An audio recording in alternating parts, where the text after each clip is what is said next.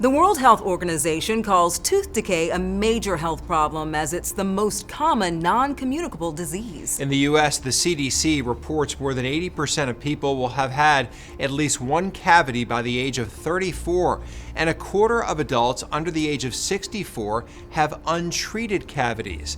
But health experts say most oral health conditions are largely preventable. So if you want to avoid the drill at the dentist, cut the sugar out of your diet. In this medical mythbuster, reporter Viv Williams talks to an expert who says, yes, eating sweets can increase the risk of developing cavities, but you can't blame all of your tooth troubles on candy alone.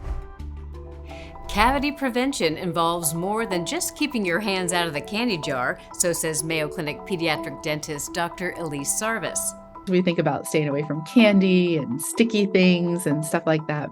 But really, I find a lot of families don't know that regular childhood snacks can promote cavities too. How could a cracker be as bad for your dental health as a candy bar? Sarvis says it has to do with the type of carbohydrates called simple carbohydrates that are found in both of those foods. White flour products such as bread, crackers, pasta, and baked goods contain the same type of carbohydrates as candy, chocolate, and other sugary treats. Sarvis says these simple carbohydrates are not in themselves the problem, but what happens to them when they come in contact with microorganisms in your mouth is. The bacteria that cause cavities are fueled by carbohydrates. And what they do then is they poop out acid, and that gets onto your tooth and it starts to dissolve away the tooth. If that process continues, cavities can form.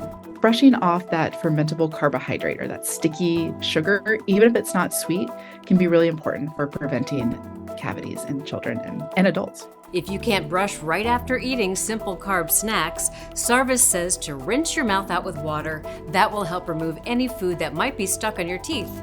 With this medical mythbuster, I'm Viv Williams. The Associates of Dentistry say there are ways to reduce the amount of sugar you consume. They say to read food labels closely and look for added sugars on the ingredients list. Try to avoid sugary drinks and choose whole foods like fresh fruits and vegetables.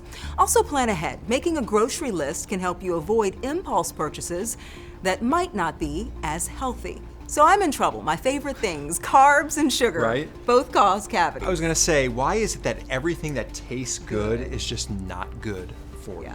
So if it's really good to eat, try to avoid it, exactly. which is hard.